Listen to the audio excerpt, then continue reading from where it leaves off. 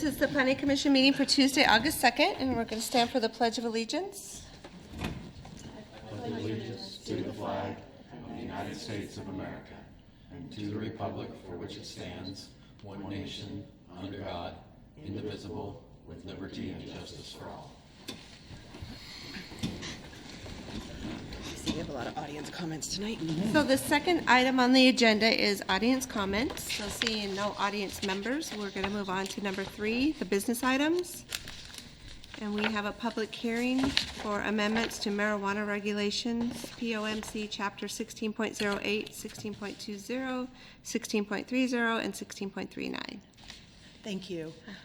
Carrie's the associate planner, and Nick is on vacation, so I am the one and only this evening. So I will just go through the staff report briefly, and then if you have any questions, just feel free to ask me to go through the details of the proposed amendment.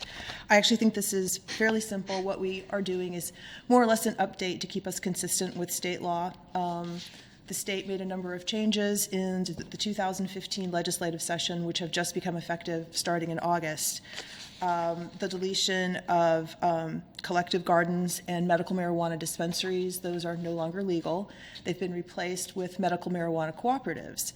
And these are intended to be smaller, more home-based, no storefronts, just to kind of have the state keep a better handle on what was going on. And there were a number of other changes to terminology and a few other things that the state did that we felt we needed to go ahead and update our regulations to be consistent.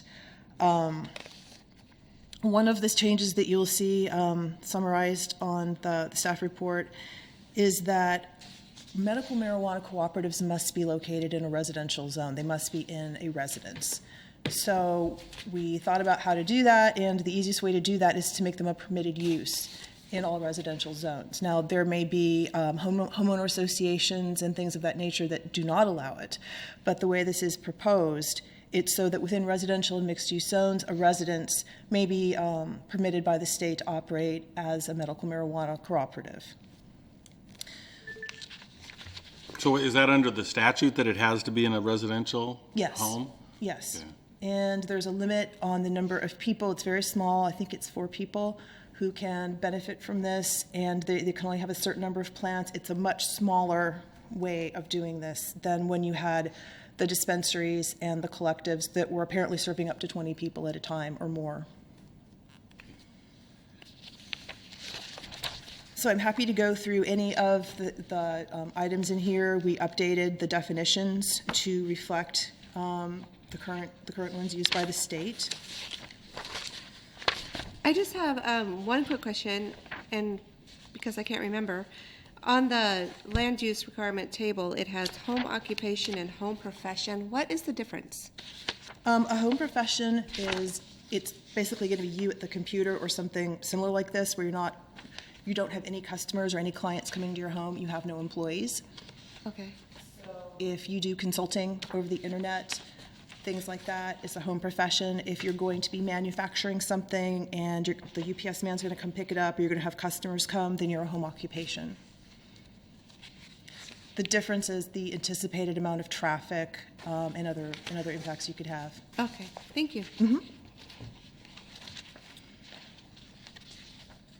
Did anyone else have any questions about any of the proposed amendments?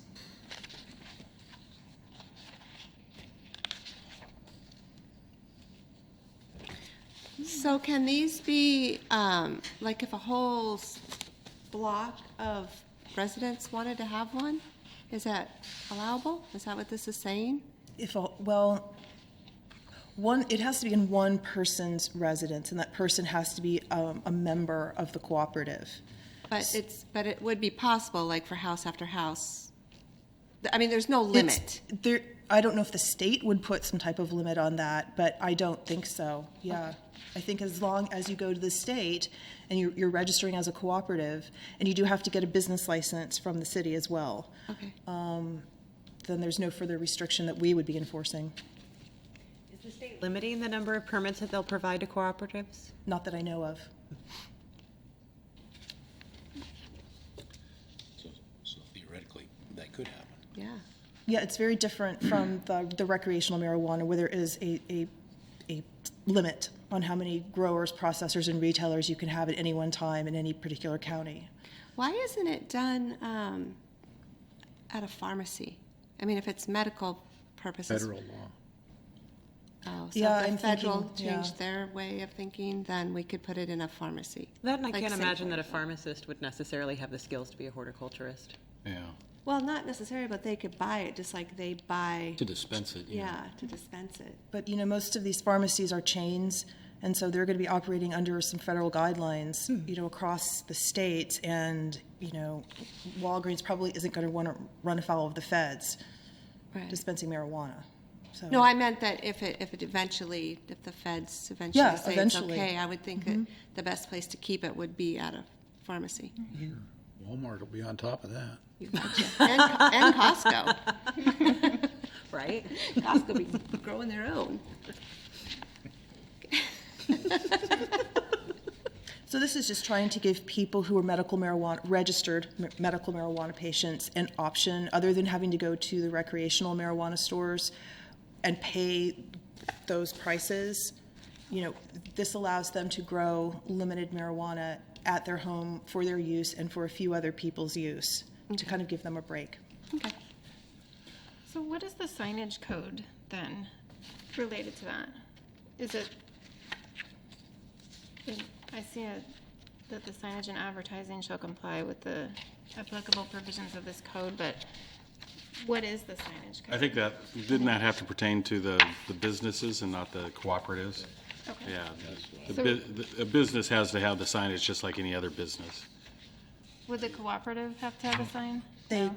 as far as I know, they cannot have a sign. can't have a sign, Cannot. okay. Yeah, I mean, it's not a business. Okay. Yeah. So in a nutshell, like a cooperative is like, if I decided that I wanted to start growing with like 3 of my friends and we all had like prescriptions for it, then I'd just go to the state and register us as a Cooperative. cooperative, and that's just basically it. I just growing out of my own home. And take And your go guest to the room city and of make it. City of Port Orchard and get a business license as well. Okay. Because we need to have some method to check that to make sure, yes, it really is in a residence.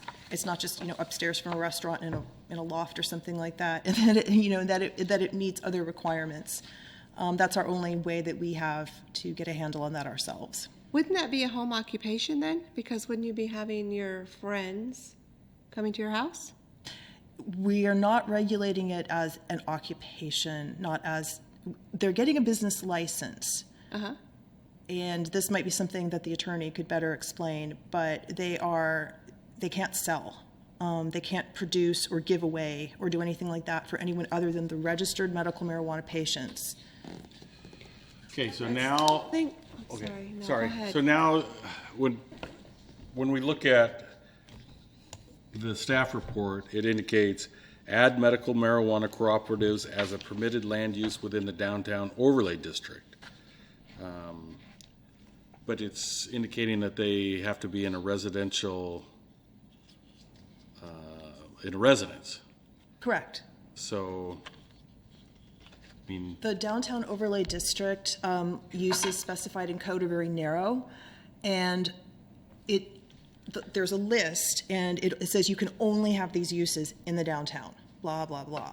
And so obviously medical marijuana cooperatives not existing until just now that was not in there. And so with the idea that new residences may be built downtown at some point, we wanted to go ahead and put that in as a permitted use. That doesn't mean it's permitted anywhere. It's just like everything else. It has to be within a residence. okay. So And right, it can't be within 1,000 feet of a church or a daycare facility or a playground or, That's not regulated. yeah, not that's the- in The there. only that's not, restriction, that's Just businesses. just the businesses, okay. just the recreational continues to be Well, regulated no, that it way. says, no marijuana business or medical marijuana cooperative may locate within 1,000 feet of any of the following. Am I telling you the wrong thing? Possibly. Where are you reading that? 'Cause I Where are you didn't see reading that? either. That's page 16. No, page 2 of 5, I guess it is at the bottom. Page 2 of 5. Yeah, page 2 of 5. There it is. And where are you reading it? At the bottom, it Oh, says may lo- location You're correct. criteria. You're correct. I forgot. You're correct. Well, and public transit center, I mean, so the ferry dock down there, May locate within one time. Well, the you know, library. I remember when the whole, when marijuana was legalized in the state, we had some regulations brought to us about like putting in like extra regulations for the downtown overlay district, and I pointed out that pretty much nowhere within the downtown overlay district is over 1,000 feet from any of these areas. So I don't even know how many cooperatives would even be able to operate within the DOD. So basically, like 1 or 2 might actually happen. To be honest, most of the east side of the city and the downtown, you know, it's either within a mile of an existing recreational shop, or it has these locational limitations, or it's not in a residence. McCormick Woods is actually the single largest place that this could go. I don't really see that happening. Yeah. That'd be surprised, actually. Yeah, that's what I was thinking too. Been being grown out there for decades. So what do we have to do tonight then? We have to do a public hearing. Yeah, for first all we the need to people. open the public hearing up. Great public interest, yes. All right. Busy. So I'd like to open the public hearing on the amendments to marijuana regulations. And seeing no audience members, I'm assuming we don't have any comments, so I'd like to close the public hearing.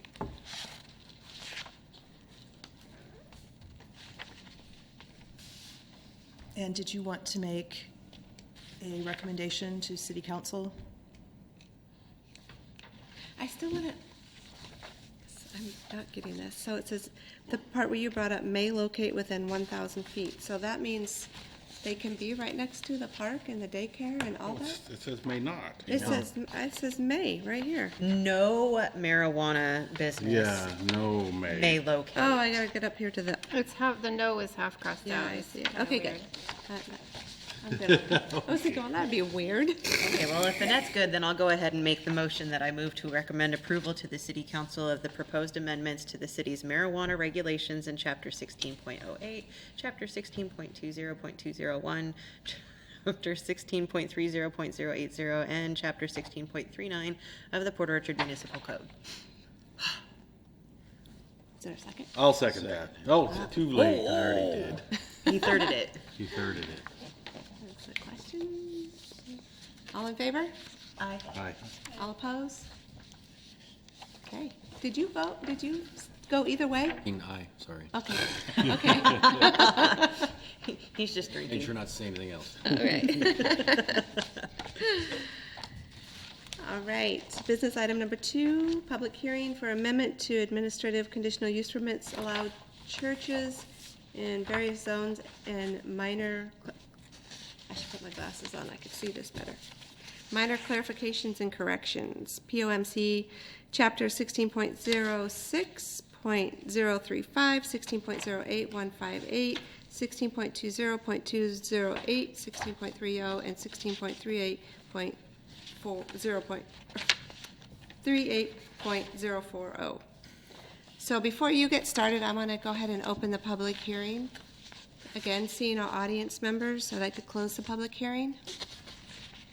Okay. This amendment is basically an interim amendment to Title 16. We're working on a comprehensive rewrite of that entire chapter, but at this time, the city attorney had mentioned to us, you know, there's a couple of things that the city probably should think about going ahead and just getting on the books right now, just in case we get an application from a church or for administrative conditional use permits.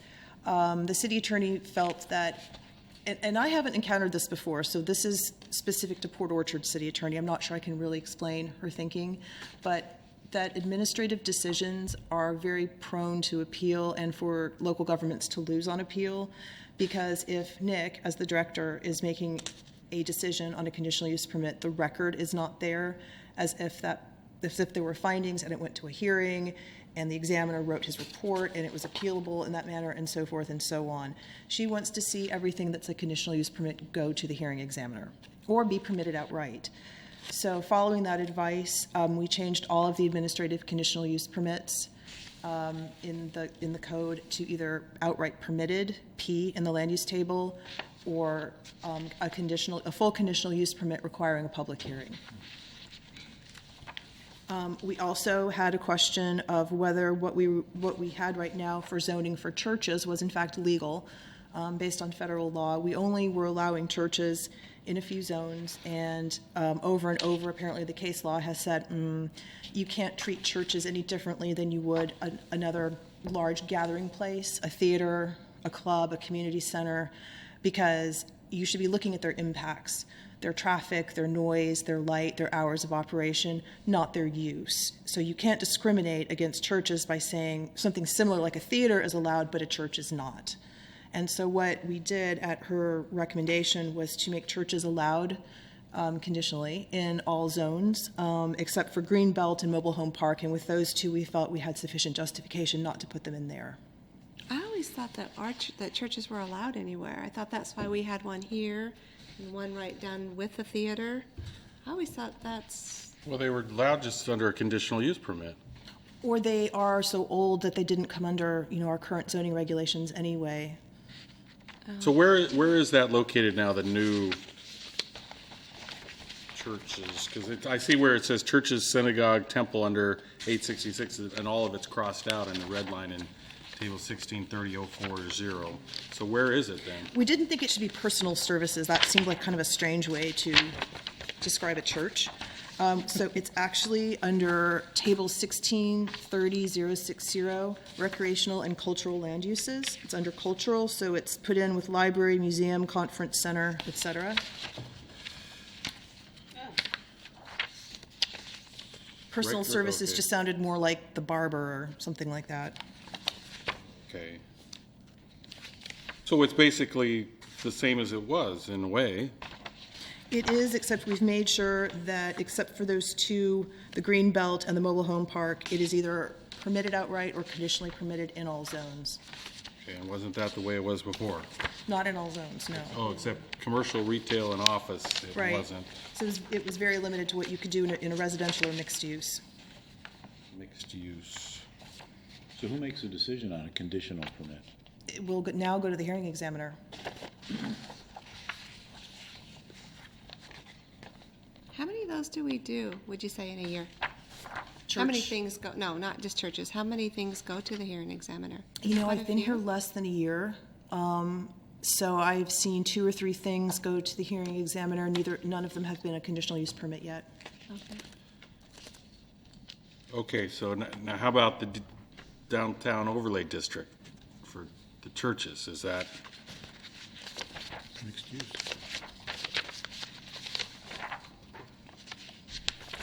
Let me.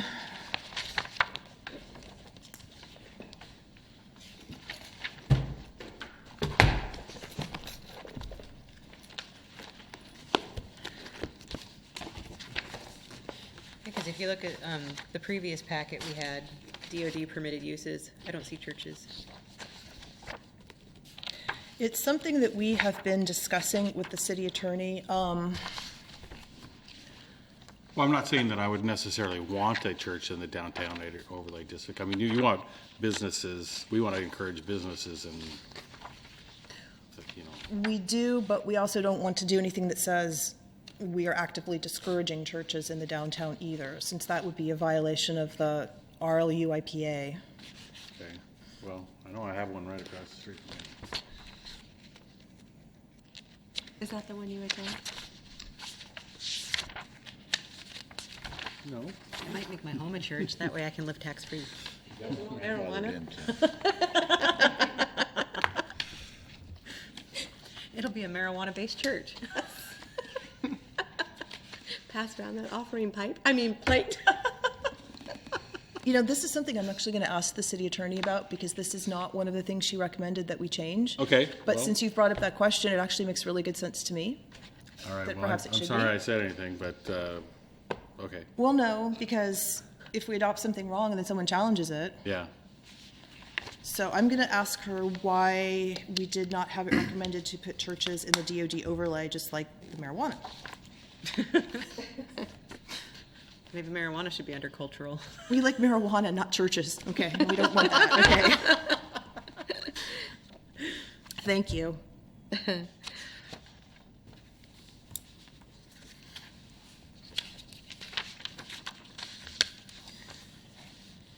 And we also did a couple of cleanup items while we were in here amending the code. We wanted to show that home-based businesses, we wanted to make sure that they, small business, one person is not going to have to go through the steps and the cost and the time of going to the hearing examiner, which can run to a few $1,000s, that there's a way to just go through the normal permit process and have appropriate conditions put on it, but not to actually have to go through the hearing examiner for some very small business. And we also noted that accessory dwelling units, they were not referred to correctly in the code. They weren't the definition, and what was in the tables was at variance, so we just changed that so they would be consistent.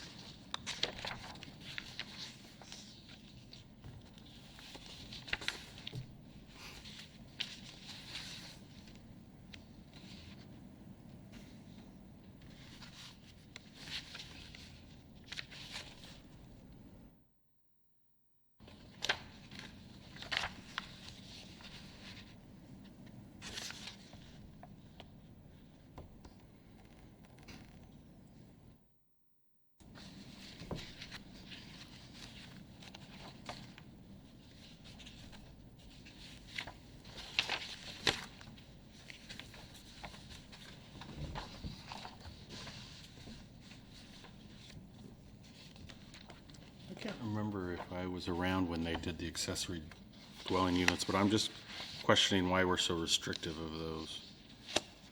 In what sense? Well, I mean, if you have it looks like if you have an accessory dwelling unit in the business professional area, or the mixed use area, or the industrial area, that it has to be on the second floor of Yes. the primary building. When a lot of the places that up there are actually houses, in the business professional zone are just houses. And why would they be thought of differently? I think the intention here is for new development in business professional or in employment, industrial, and office or mixed use. The idea is that you, as an accessory dwelling unit, not like a mix of condos and retail or something like that, but as an accessory to an existing residential use, you wouldn't really have that in a commercial area unless it was the caretaker or security guard for a facility.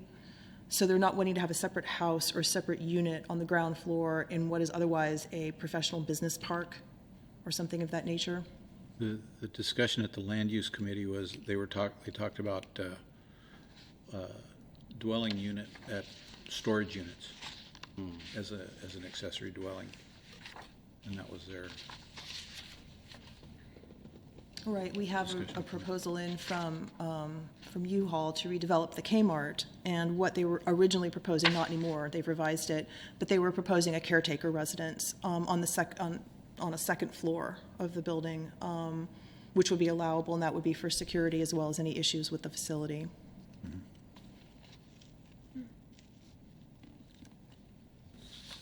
There's a second floor on that? They wanted originally to put one on. It's been changed.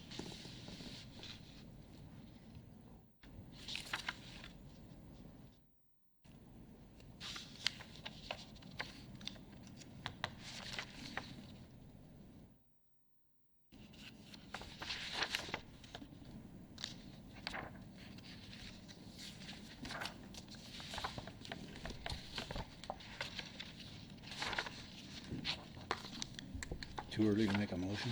No. I recommend approval to the city council, the proposed amendment, Title 16 regarding administrative conditional uses, zoning for churches and other places of worship, home-based businesses, and accessory dwelling units. I'll second. All in favor? Aye. All opposed? There we go.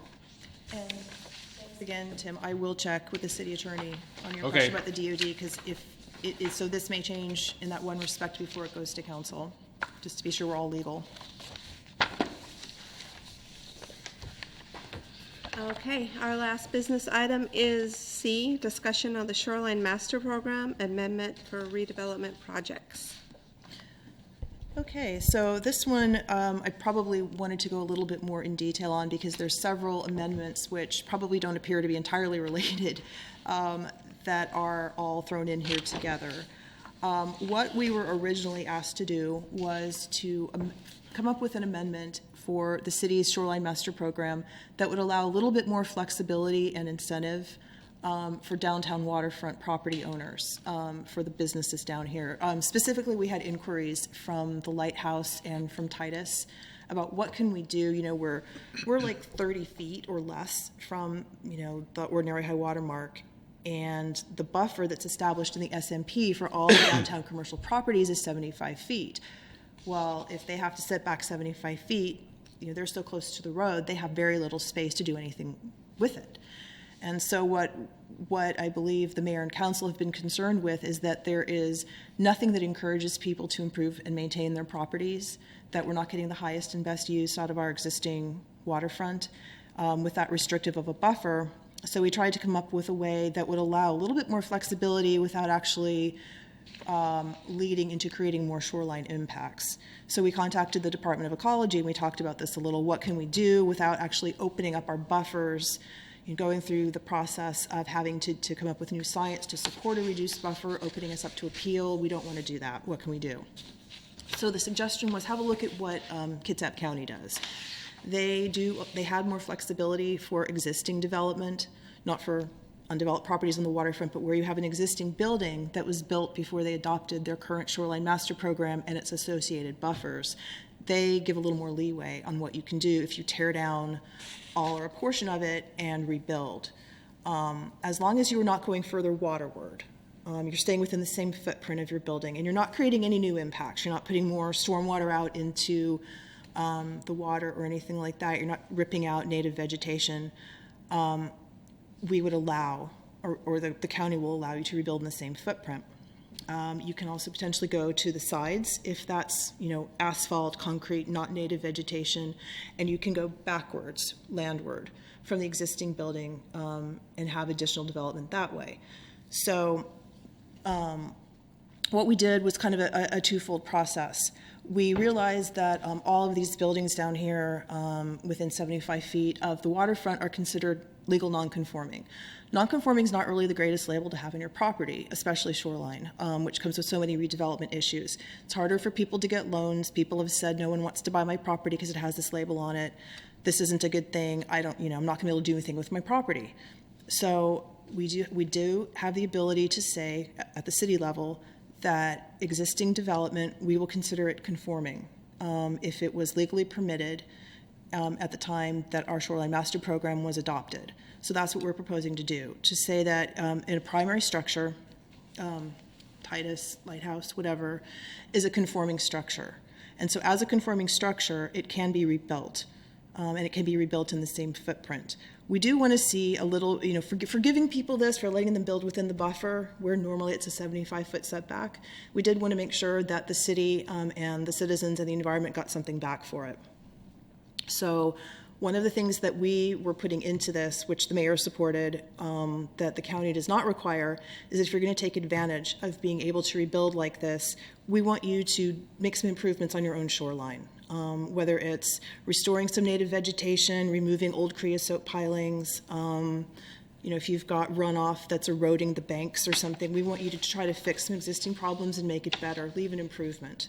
And that would also make ecology happy. If you can show that you're not just not having new impacts, no net loss, but you're actually making it better, they felt much more positive about accepting this change. So hopefully what we have here is an incentive for property owners to redevelop. They get more developable area on their site than they would have with the existing buffer. And the same buffers still apply. If they choose not to do restoration, if it turns out that they will have more impacts, they would follow the established procedures under the 75-foot buffer. So it's not just, you don't just get this. You have to show how you will meet all of the qualifications for it and end up with no net loss on the shoreline of environmental values and functions.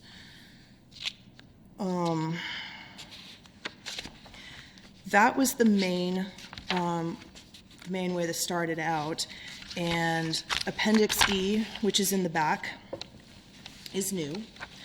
And it lays out the proposed mitigation and restoration sequencing and standards that you would need to follow if you do want to go with redeveloping within the 75-foot buffer. And I can go through any of these that you have questions about, any of the requirements in Appendix E.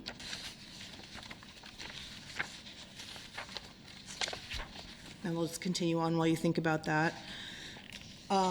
We also made some additional changes to the SMP that reflect the adoption of the comp plan and some updates to the code. It was decided by the city attorney when we were reviewing the comp plan update this spring that the requirement that's been in the comp plan for quite a while, that all waterfront development proposals downtown must dedicate a 14-foot wide area for a boardwalk, that she said you can't make the reasonable nexus in there. That's probably a taking. We don't want to put that to the test. So we took that out of the comp plan at the attorney's advice, and we are proposing to revise Chapter 6 of the SMP to pull out what was essentially the same language that mirrored what was in the comp plan.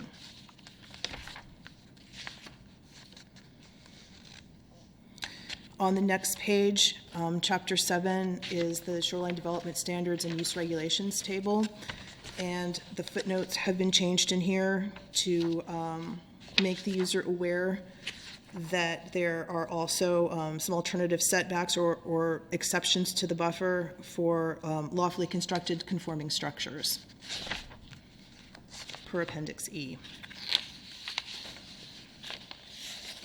Chapter 9 on the next page, existing development and uses. This sets out what is actually considered legal conforming development. Very little is going to be considered non-conforming under this proposal. What does that mean? Non-conforming? I mean, what does that mean for the city and also for the person who owns the property? What's non-conforming versus conforming? What does that change do?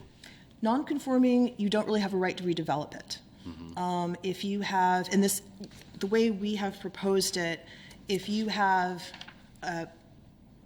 Titus Ford, I'm going to say, their main building, but let's say they have some outbuildings, some storage sheds, something like that near the water, we are considering those appurtenant structures if they had such sheds, and those would be considered still non-conforming, but the primary use, the primary building, is what we are saying is conforming. So you do have a right to maintain, redevelop, expand the primary structure as conforming. If you tear down those sheds, those non-conforming sheds, they're gone. Okay. So if it was declared as a non-conforming and you went and leveled it, you couldn't rebuild it? Correct. Okay. There are exceptions for acts of God. A tsunami comes in, okay. But you voluntarily went and tore it down, no, it's gone. Okay. So if they wanted to do some redevelopment down here at the lighthouse, and I mean, even let's say they tore down remember the old all but one wall, thing. I mean, does that work or not, or is that a sham, or what is, what's the? Well, I don't. They tore it all down but one wall or something like that. Then what they would get to do is build back within the same footprint of what was existing. So doesn't matter how many walls you leave, your footprint, what was there before you started tearing it down, that's where you get to build back to, even provided you comply with Appendix E requirements. Okay, so Yes. Okay. Yes. Now, I saw something in here that said within the footprint or within the area of development or something. Is there a difference in that terminology? Let's say that you have a restaurant and you have an outdoor deck or patio that's part of your restaurant use, but it's not actually a structure. But if you have it paved or impervious, we may consider that to be your footprint, even though it's not covered by a roof. And what about at Bay Ford, where like you indicated earlier, their footprint of their building, but then on each side of that building is concrete. Would that be the area of their development that they could then build into if they were declared to be a conforming use and were allowed to rebuild? As long as what they're doing is in a previously disturbed area, which impervious surface like a parking lot would be, and they're not having any new impacts, they're not diverting then more stormwater into the bay or anything like that, or tearing up vegetation, requiring a new seawall, something like that, then yes, potentially they could do that. Okay, so potentially for Bay Ford, they could build a structure 4 times as big as the structure that they have right there right But now. not further waterward, But not further waterward. right? They could only, okay. They can so go up, they Build can right go up to Bay back, they Street. may be able to go to the sides. Then they could go to each side because that is already developed area. Not to exceed the pavement level, side to side or towards Bay Street? The It's- disturbed or developed area is all that blacktop. Right. But just not further waterward than the existing buildings. Okay. And again, you may have to do, we may require, well, if you're taking out this area, even if it's lawn, it has some value. So if you're taking out lawn right on the waterfront, we may require you to do some vegetation restoration down on the bank, something like that. But if it was a non-conforming use, well, If it was non-conforming under the current SMP, then you can't do it without a variance, a shoreline variance, and it's very hard to meet the criteria that the state sets for shoreline variance. It's basically, I want to do it is never going to be an acceptable reason to get a shoreline variance per the state. right. So does that mean that the plan that the dealership has submitted to tear down the current St. Vinny's and build a new location would not be permitted currently? It would only be permitted if this were passed? I haven't seen it. Okay. No one has shared that with me. There was a picture in Kitsap Sun, that's why I was Okay. wondering. Because, I mean, they're proposing to tear down the current St. Vincent's building.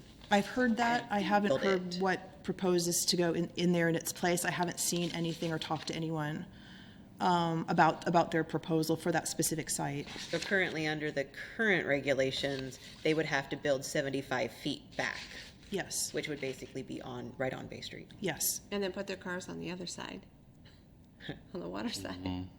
So would they, I don't know what the drawing was, I didn't see it.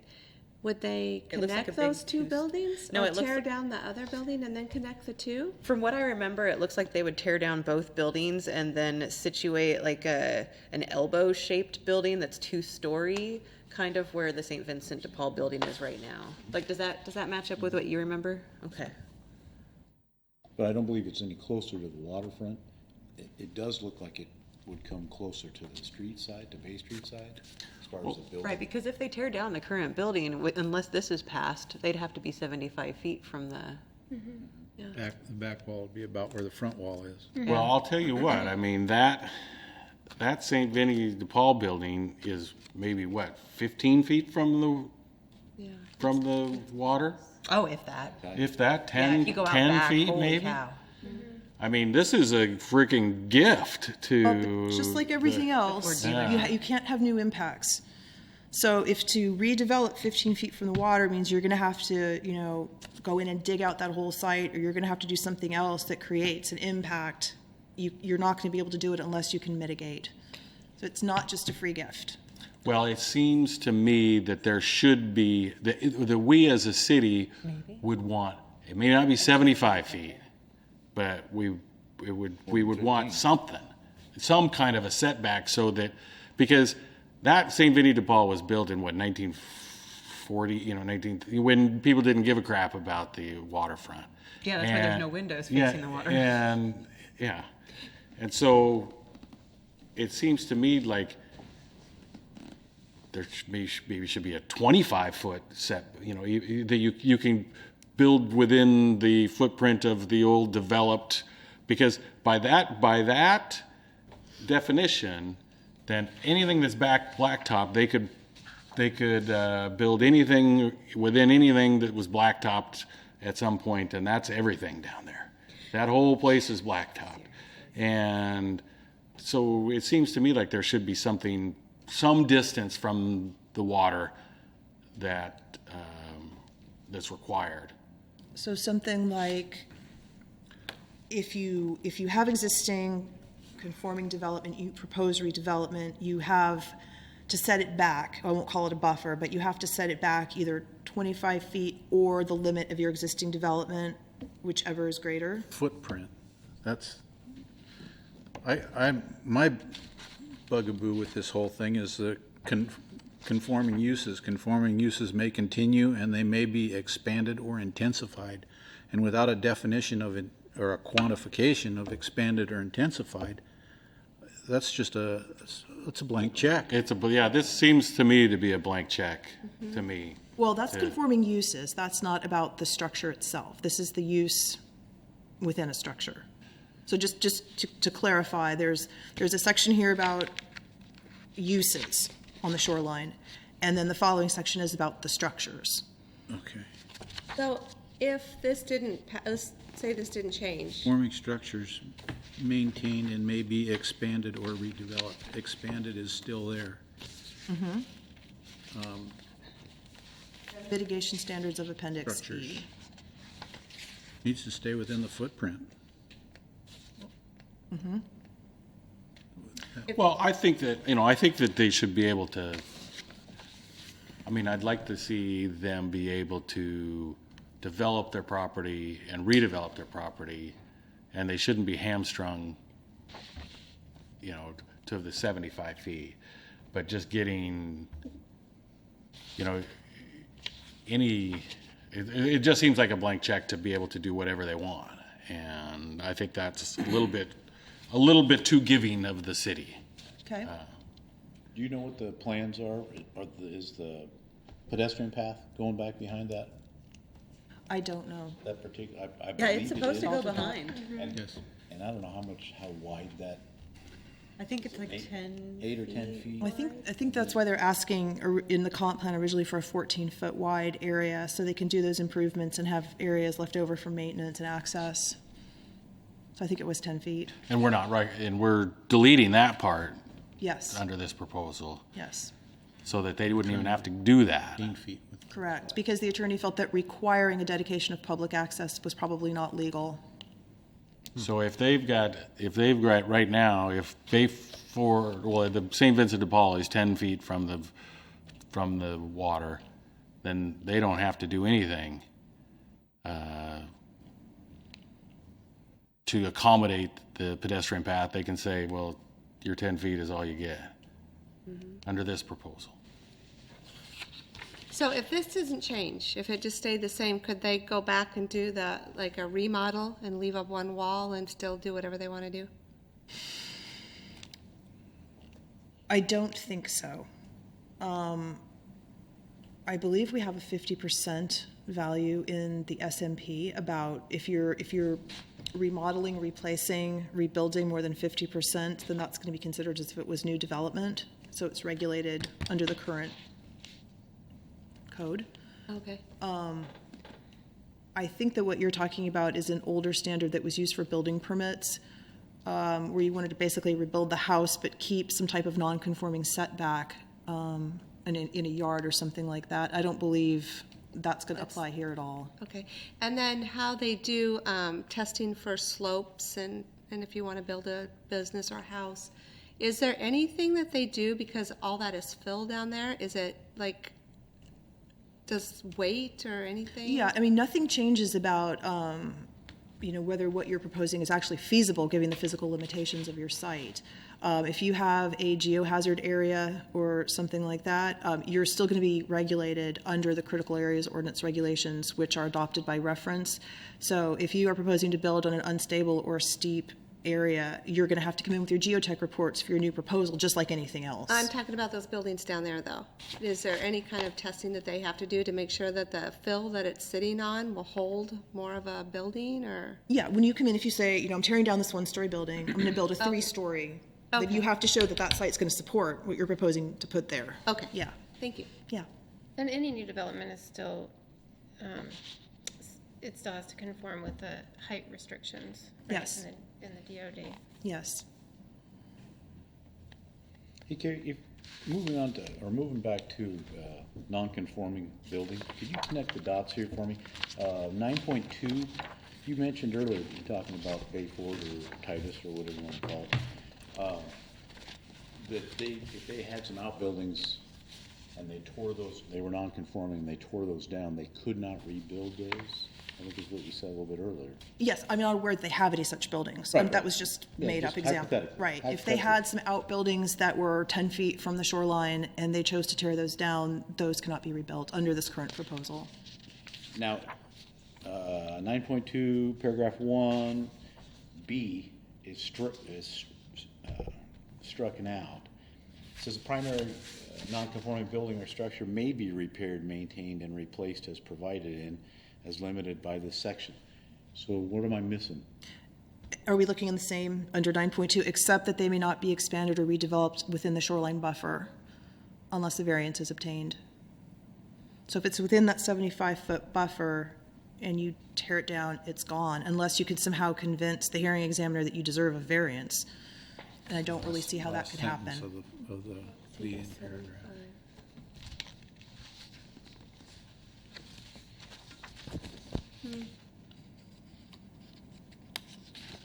Yeah, I'm not seeing the 75-foot buffer in this section. Well, okay, not all buffers are 75 feet. I'm mainly talking about the waterfront because this is what triggered the whole amendment request. But whatever your buffer is, if you have a house and you're in a residential zone, you have a specific buffer. If you are commercial, you're going to have the 75 feet downtown. So whatever your buffer is, that's what you're held to for your non-conforming appurtenant structures. I'm not. But can I tear it down and rebuild it, or can I not tear it down and rebuild it? That's No. my question. No. What, this seems to say you can. You can repair and maintain, expand and redevelop in accordance with the zoning code and other applicable city policies and regulations, except you can't expand or redevelop, tear it down, redevelop But it within says, the shoreline it buffer. says replaced. Replace. I don't know. Okay, where are you guys looking at? I'm looking at 9.2, existing legal conforming and non-conforming structures. Okay, right, and then under 1, non-conforming structures. A and then. And then it's redlined, the B is redlined, but so I guess it's all part of A now. Necessary repairs and alterations that do not increase the degree of nonconformity may be made to nonconforming structures. A primary or appurtenant nonconforming building or structure may be repaired, maintained, and replaced as provided in and as limited by this section and by Appendix E. Okay, I see what you're saying. Let me look at this for a second. Yeah, that lost me right there.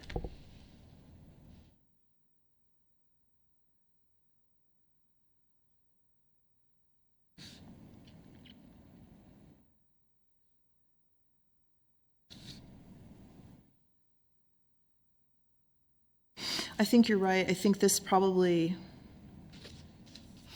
should have replaced taken out, because that would not be consistent with what's above under conforming structures.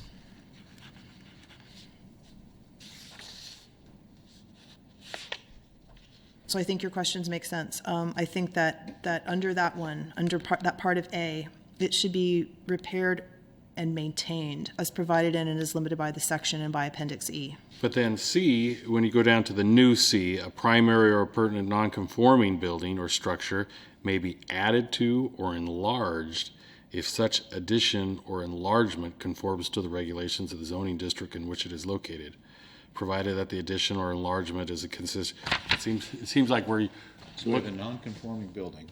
Yeah. We can enlarge it or build, repair it. In addition. and added to. So should that be may not be added to or enlarged? No, because then it wouldn't be referring to Appendix E. But we're talking about a non-conforming structure, which is supposed to not be something that somebody can redevelop. Correct. So I think you're right, and I think that that changes need to be made to those two sections. And and I guess, tonight we're just looking at this for the first time, right? I mean, this isn't. Correct. Okay. Correct. This has gone to the Land Use Committee, but nowhere else. But then I see that a public hearing before us is proposed for the September meeting. Yes. So I have a question about the buildings that are on Bay Street right now, like, I think it might be the 700 block, so the Myries building and that building that used to be a bakery, those buildings. It's my understanding that the parking lot behind those buildings, that is part of the property, that's part of the, sort of the footprint of the building itself. Is No. that right? No. Property, I think. It is part of the property. So if this were adopted, then those structures could be theoretically torn down and then rebuilt on the existing property, which includes the parking lot behind it. No, I'm not sure that Myries is actually completely within the shoreline zone, but let's just say it is. So if you tear down Myries, and if you're under the regulations as proposed here, then you could potentially, if you were within 75 feet of the shoreline anyway, you could rebuild in the existing footprint of the building. Even if your parking lot went all the way to the waterfront, you couldn't just build over the whole parking lot. So you couldn't do that at Bay Ford either? No. Then? No. And I think we kind of guesstimated how far away their buildings are, and I think we said they're about 25 to 35 feet from the water. I'm not sure, Myries is on pilings. I'm sorry? Myries is on pilings still. All of I think that. everything on that Yeah. side of Yeah. that side of the So road. it's hard to get those out of the, It's going to be off the interesting waterfront. to redevelop that, yeah.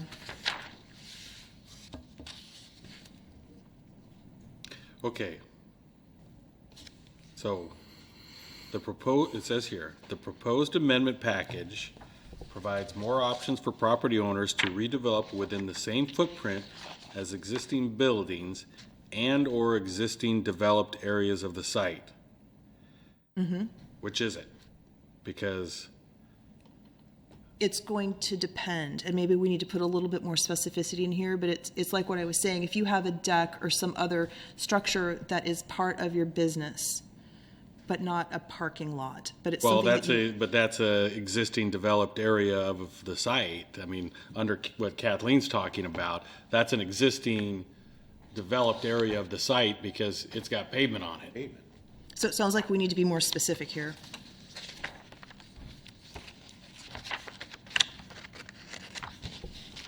Perhaps what we need is also a definition of footprint. Maybe we should add that to the definitions. More than what we have here. Maybe we should make it more specific. Because we said in here that it doesn't include cantilevered portions or parking lots or utilities, but maybe we need something that is a little more clear. I'm trying to think of what that would be, though. Well, wouldn't it be if Myries had like a tax number with a certain size lot, they couldn't like move into the parking lot behind it? They'd have to stay within whatever their tax parcel is, right? Right, but their tax parcels, like Kathleen is saying, includes about 30 feet of parking behind the, There's like two rows right, yeah. behind there see. that are actually I part thought of each that of was- those properties. Okay.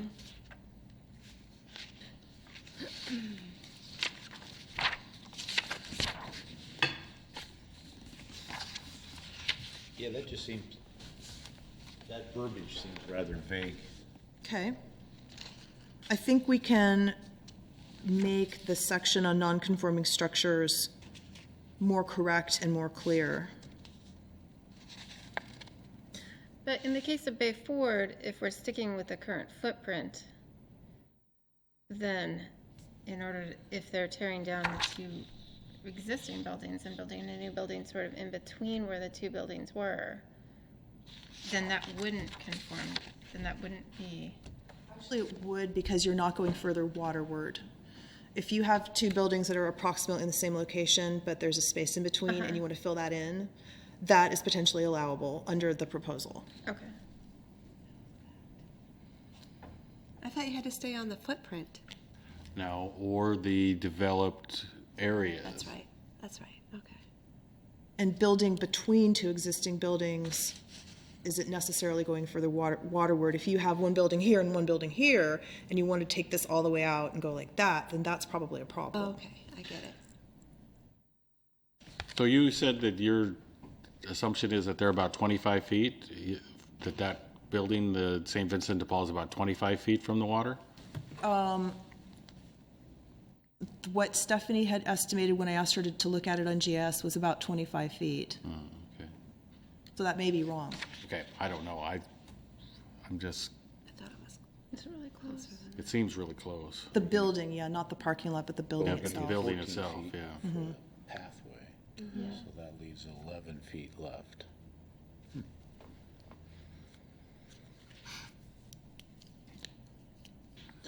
What are they doing? That would be something that I would like, the staff to look at is if we could say that they could develop within their footprint of the building, but not less than 25 feet from the shore, just put a but not kind of wording in there to give us some ability to regulate what went on 50, 100 years ago that probably wasn't something that we would be, happy with today. So there should be some maximum that you can, if your setback is 75 feet, there should be some maximum that you could take back out of that and redevelop, no matter where your building was. It's like what I was saying. Were you trying to say that it can either be up to the footprint of your But existing not- building, but but not- not less than a certain amount? Right, but Okay. but not closer than 25 feet to the, or something, to the, to the waterfront. But then, if you do that, then you're talking about, your other example is, on this end of the street is the lighthouse, which is probably, 3 feet from the waterfront. Their deck is, Yeah. I'd be interested in knowing how many parcels this would actually affect. Okay.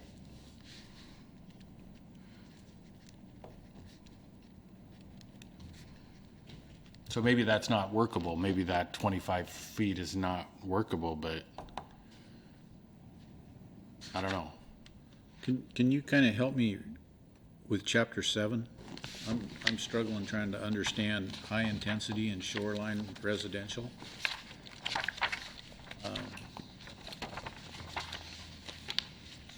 Commercial development and residential development. To me, it looks like we're talking 20 feet for high intensity, 20 to 40 feet. Building setback, accessory use setback. 2 to 4 dwellings. If you look down the 7.2 matrix, Yeah. non-water oriented setback in the high-intensity environment is 75 feet, and that's what we're talking about, because all of those uses, restaurants, cars, social services, those are non-water oriented, so they don't have to be right on the water. A restaurant on the waterfront is considered not water-related, not water-oriented? Yes, because you can have a restaurant anywhere. You don't have to have it on the water front for it to function in its intended way. Whereas if you have a boat launch, it must be on the water. Okay. A marina must be on the water, things like that. Okay.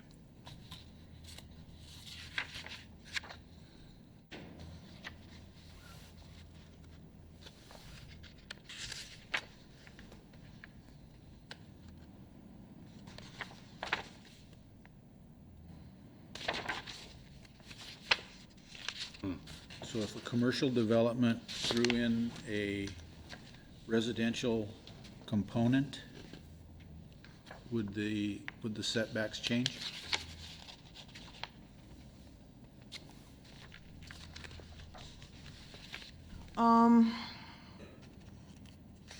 This is the existing table from the existing SMP. And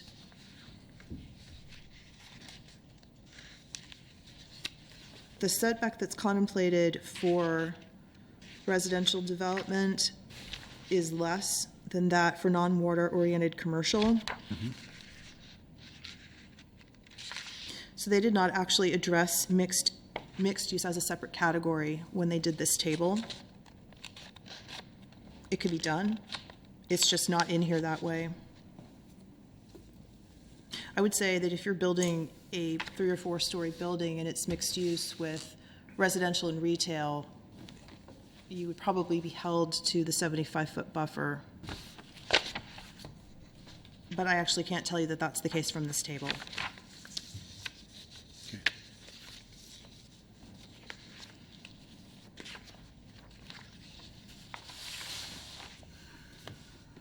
Because I can tell you, I remember a while ago, maybe a couple years ago, I saw kind of a artist, well, a schematic or a diagram and whatever the architectural drawings for a development at the or at the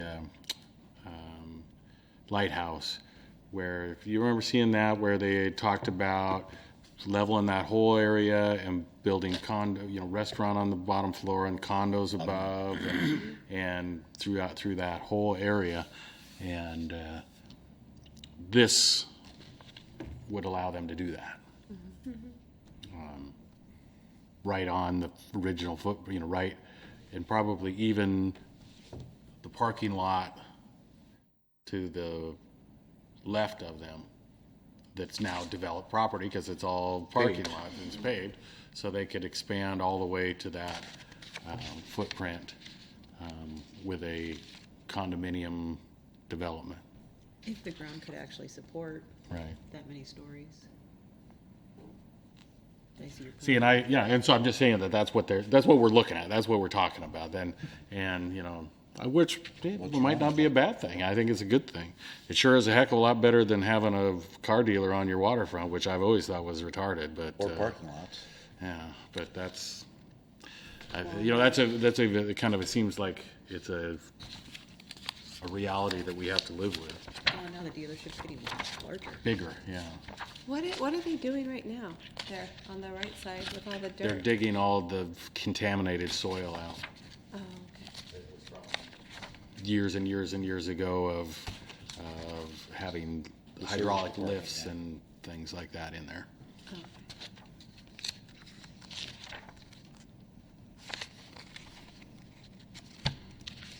Do you want to keep going through this?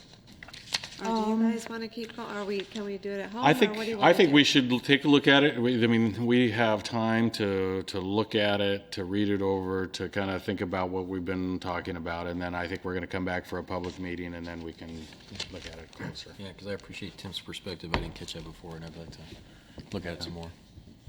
I think one thing that I should do, based on this discussion and the notes that I have in here, the questions that you have and the things that either should be looked at again, or I know that they should probably be revised, I can send the proposed changes to you between now and then I think what we can do is, as well as having a public hearing, why don't we do a discussion item first before the public hearing, so that any remaining questions are discussed again on the record, and if there does have to be anyone here from the public, they can hear the changes between now and then you can proceed from there. Would that be acceptable?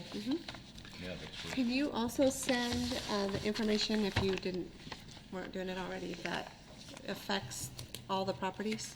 Yeah, that was one of my notes, was that you're looking for how many parcels would be affected potentially on the waterfront, right? Right. Yeah, just the commercial portions, okay. Thank you. When would the September, so you're talking about not having the public meeting at the September meeting, or? No, what I was talking about was trying to go ahead and turn this around so that I can email all of you something as a revised version for you to look at between now and when I send out the packet formally. Okay. And to put a discussion item as well as a public hearing on the next agenda so that you can once again go through all of these items before, not just a public hearing, in other What words. day is the September? The 5th, and I was thinking, The day after Labor Day. can we change Sixth. that? 6th? Yeah, do a different day than the 5th? The 6th. I thought it was the 5th. No, Oh, that's a Monday. That's the 6th. It's the 6th. What would you propose? I don't know. Because we'll have to make sure it doesn't conflict with city council. I know, and the 13th, the 20th, and the 27th is all. Could we do a different, could we do like a, does Well, I it make know- it a big deal if you do it like on a Wednesday or something? Do we If have you other change No, the I just, day? we would just need to publish a notice saying it's a special planning commission meeting. And not, we don't have to do that. What? What'd you say? Well, we'd have to make sure that the council doesn't have any committee meetings here. Right. if I they was have just any. wondering, or is that, will that day work for everybody? It The will not day- work for me. The 6th, the And I- 6th will not work for me because And school doesn't start until the 7th, so I was planning on not being here. I'm on vacation. So if we could switch the date. Or So- can we make it can we kick it to the October, or is that too late? Well, it's not too late, but then it's probably, because then we have to do SEPA and we have to get it through council as well. Would you be able to meet the following week, just not on a Tuesday? Like if it were the 14th or something like that? I'm good with something like that. I'm fine with that as well. I'm just reluctant to, without Nick being here, agree to postpone it a month. Right. Why, is there something happening that has to have this happen before it can happen, or what? I mean, what's? What's going on? No, I think that the mayor is really keen to get some flexibility in here. I think he's had a number of inquiries. He's not sharing the details with me, from the lighthouse, from the Ford dealership, from some other property owners. Just like, we can't do anything, right? You're bugging us about our buildings and we can't do anything. So. But I can check and see if the 14th would be possible as a special meeting. Does that not work for anybody here? And I'll, That works for me. 14th's fine. Stephanie as well. I probably won't have a final answer until Nick is back on next Monday, but as soon as I know if that's going to work, and, also with the scheduling for this room, I'll send everyone an email. Okay. Well, are they gonna, I heard that Kitsap Bank bought the building right here. Are they gonna tear that down? Which building? They bought the, where the deli was, Oh, For the I deli? didn't know. where the deli was. Oh, the swim deck? Yeah. They bought the swim deck? They bought that building, is what I heard. Really? I heard they did. Okay. That was, I heard that too, but I was told that it was rumor from Oh, darn it. Kitsap I was, Bankers, so. I was hoping they did. Because I know Stephanie's been working on permits for the swim deck for improvements for quite some time, so. But that's for down the street. They're moving. That's at the Yeah. Clam Bake, Yeah, the old. Okay, so you're talking about the existing. I'm talking yeah, about okay, where they okay. are now. Okay. I don't know. I can see if I can find out. That's okay. I just thought somebody might know. Okay. So we just have the approval of the minutes. If we're done, was everyone done Yes. talking about that? Okay. So the approval of the minutes for June 7th, 2016. I'll move to approve the minutes as written. Second? Second. All those in favor? Aye. Aye. All those opposed? Okay, we're done. Oh. We're done. Thank Thank you. You did a great job by yourself. Yeah. Thank you. Yeah, it was nice. You guys are a hard crowd. Yeah, that, I appreciate it. I want you guys to read this, I want you to give feedback, and I want it to be tough, so. Well, and I definitely want gave you Stephanie what to you be wanted. here when we're talking about the environment. Like, she will be mad if she wasn't here for that.